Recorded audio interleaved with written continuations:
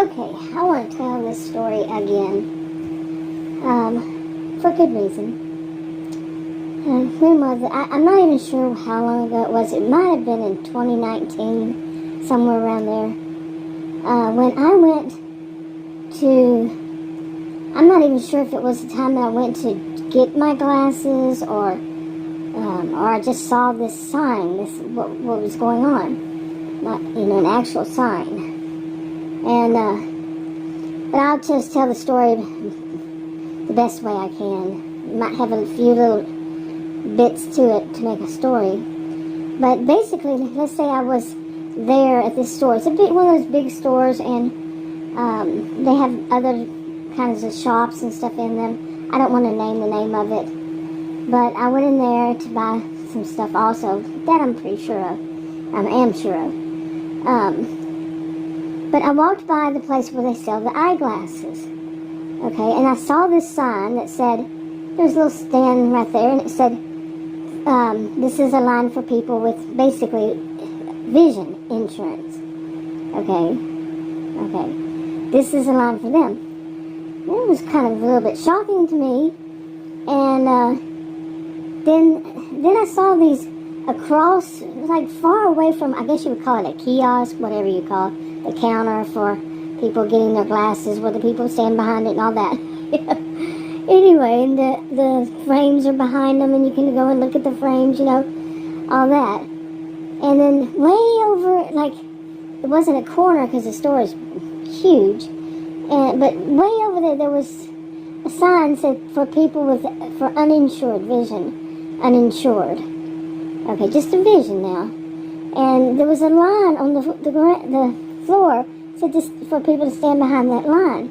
And I looked. I was getting annoyed just seeing this. Okay. And I looked up and I saw this family standing behind that line, and they were looking at me like hopeful. Maybe they thought maybe I worked there or something. I would help them next or something, or maybe they were just hopeful that somebody else is seeing what's going on.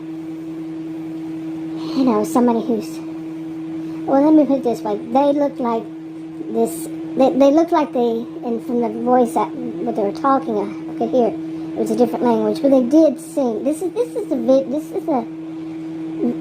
movie that played out in my head, okay? Let me put it this way, is that this was like one of their first introductions to America, to USA. Okay, was to go into a store to get some glasses and be told to stand behind way over there, way far away from here, from the counter, way over there, way, you get it? Go stand way over there behind that line, and we will call you when we're ready for you. And all the other people, the privileged people, will be standing over here right in front of us. And we'll finish waiting on them, then we might have time for you. That was the whole thing. I mean, it was a little sadder. But I saw, I saw this family here. There they were, like a mom and the pop, and mom and dad, and, a little baby in the mom's arm and a little child. And they're having, just like, seriously, like they just come to America. And they're having to stand over there. How sad is that? This is the United States. Yet the people that work there dared to do such a thing. To put up a sign. Boy, I gotta watch my language. It almost came out. But to put out a sign that showed, okay, this is how is it? Adam, I asked Adam a while ago, how is it a lot of people put it there? He knows. And it's the land of milk and honey, and the streets made of gold, or something like that. I heard that too. Adam grew up in a country across the globe, and that's what a lot of them said. They wanted to see America, like his dad came. His dad and his mom came, and his dad said, they say that there's a paradise on earth, and he said, this is it. Okay, in Texas, right where we live now. And one of the times, this is it. Yeah, but this is what these people who were just trying to do something innocent, and they get new glasses or their glasses fix whatever it was, and they're told to go stand way, way, way over there behind that line. I mean, imagine it. I mean, and this person, me, I walked away. I kept walking, and I walked all the way around that big, huge store. I'm not naming names. And all the way, I was around it, and all the way to the back of it, and on there. And by this time, I was just livid. I was just so upset. I was upset, with how people were being treated, dehumanized in a way. It's really, in a form, not really dehumanized, but certainly not equal. What is this crap? Money isn't money. I asked a woman today, very calmly, and I know how that makes people sound. I'm well aware of how it would make me sound, like I'm just falling off of a turnip truck. Believe me, I haven't. It's been a long, long, long time since I was anywhere near a turnip truck. Never been near one, literally. But you get the gist. No, whether I sound like that or not, I don't care. My words were spoken, and they were heard on purpose. Spoken. Anyway, so I was living. I was. So let's get back to this part. But my goodness. Try to slow myself down. I was way on the other side of the store, and I just couldn't handle it anymore. I just couldn't. So I had my cell phone with me. Had my cell phone with me.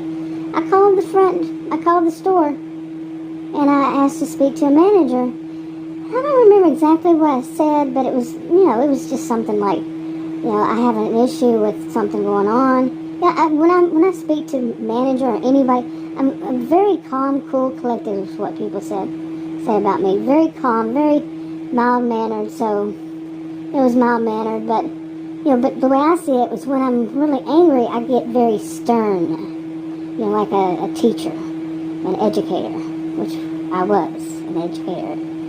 So I get very stern, and the manager, he answered, and I don't know if I told the person who answered the reason I needed to speak to manager, but it didn't take long. Sometimes they'll say, oh, they're in a meeting. How many times managers must have meetings? My goodness. That's sarcasm. But anyway, so there's this manager, he answered, and I told him the story, and I said, is this what has your corporate office, something like this, has your corporate office approved of this? Is that what they want you to do? Oh, no, ma'am, no, ma'am. That should not, no, I'm going to go over there. No, that should not be happening. So, okay. Good. Okay, seriously.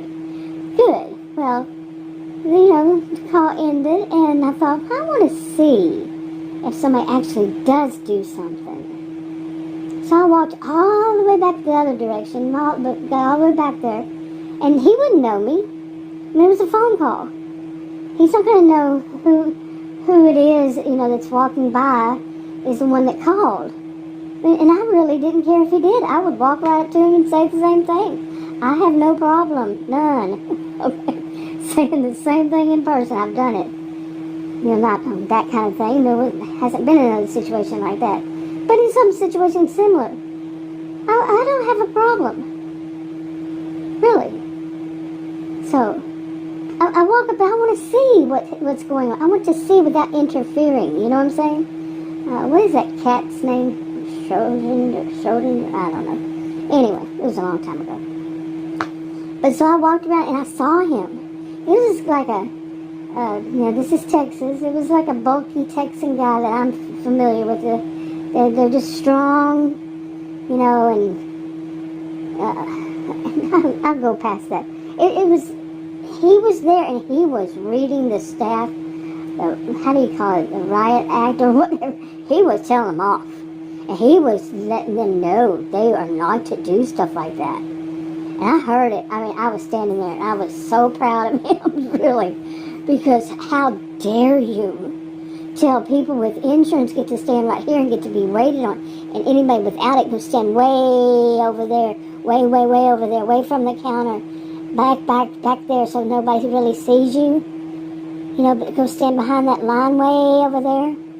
How dare they? And I'm saying that, expressing that on purpose. How dare they? How dare they?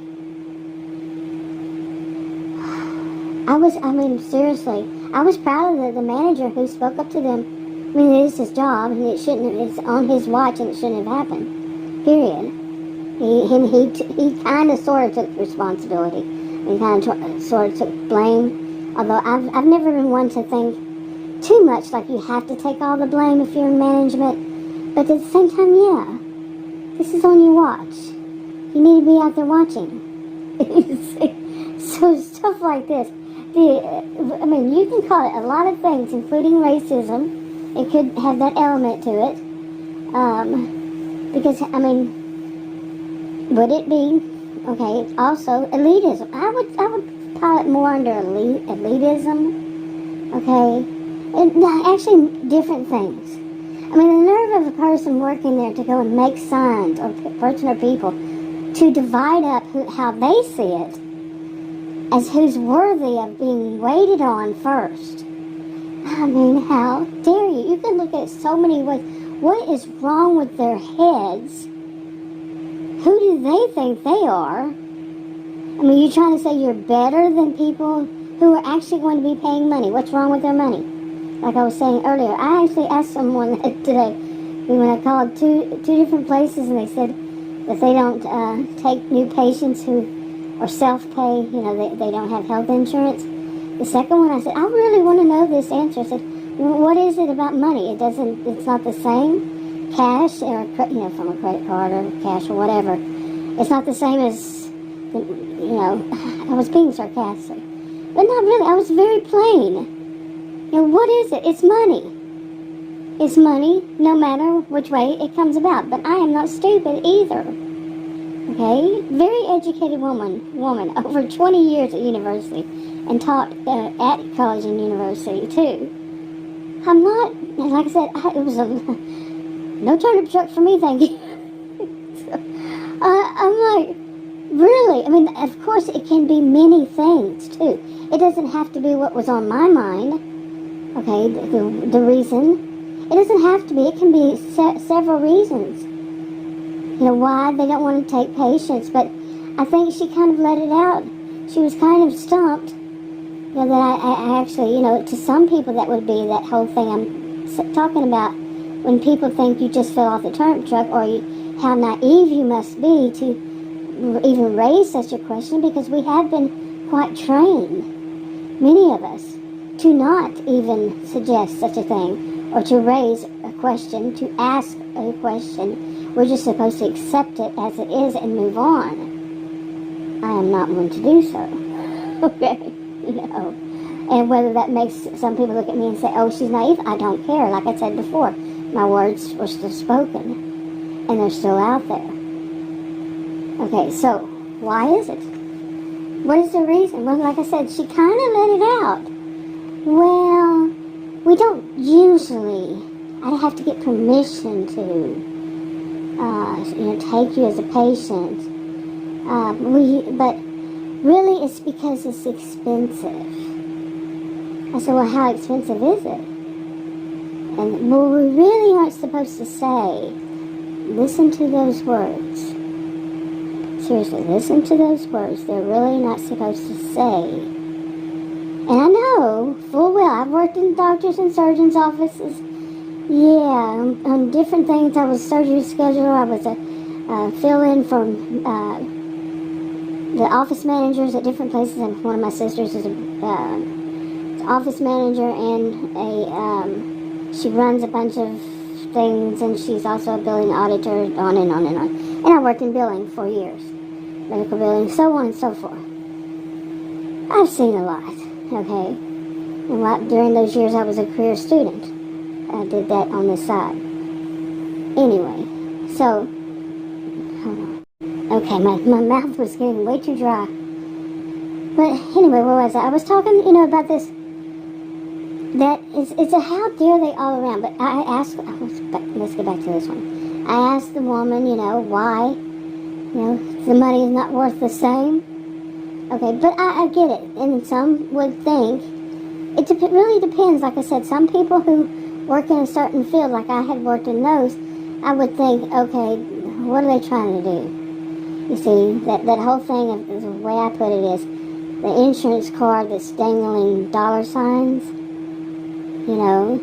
And she basically, I didn't say that, of course, but she basically said, well, it cost a lot of money. I said, okay, how much? And she said $400.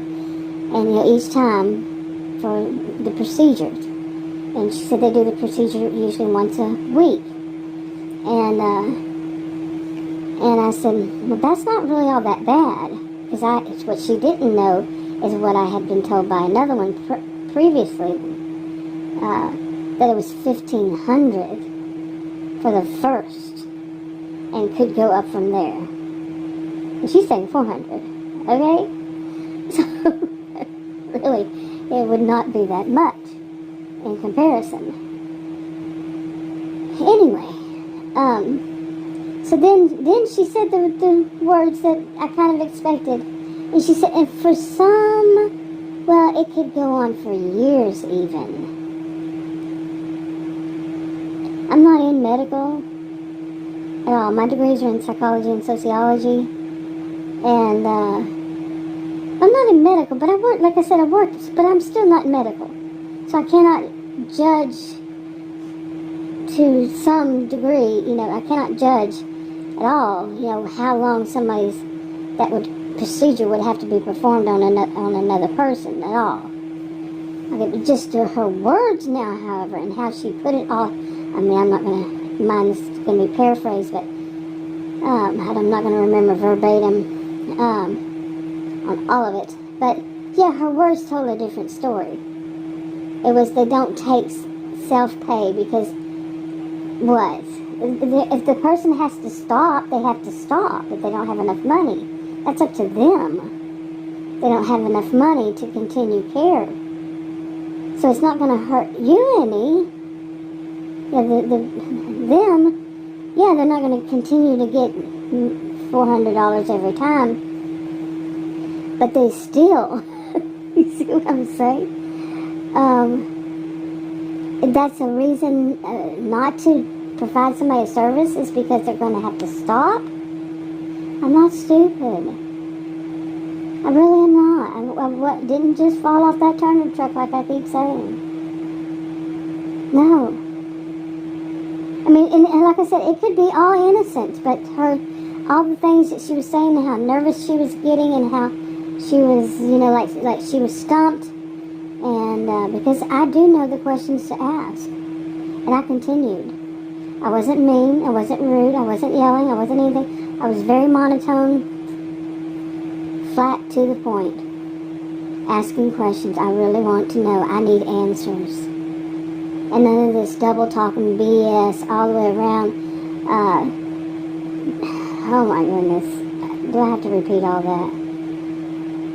That I've seen so much lately, 2 months, still having the same problem. The reason why it's on my mind, and I said I wanted to move on, because I thought I could move on, but no, it started happening again. And yeah. So, anyway, this whole thing, that whole situation I gave at the beginning, this reminded me so much of that, go stand behind that line way, way, way over there. And just like the first one, the one that was $1,500, she called me. I didn't even know that the doctor had just sent her. To me, it was a HIPAA violation. Sent her my information. She called me. She wasn't happy. This kind of thing. And but she said that they have 4 slots open a year. 4 slots, and nobody takes them because they're so expensive. First of all, why does it need to be so expensive? Does it have anything to do with those insurance cards with dangling dollar signs? Okay, that's my sarcasm there. Of course, that would all be allegedly and possibly, and I could be wrong, very wrong. Seriously. But it just reminded me that.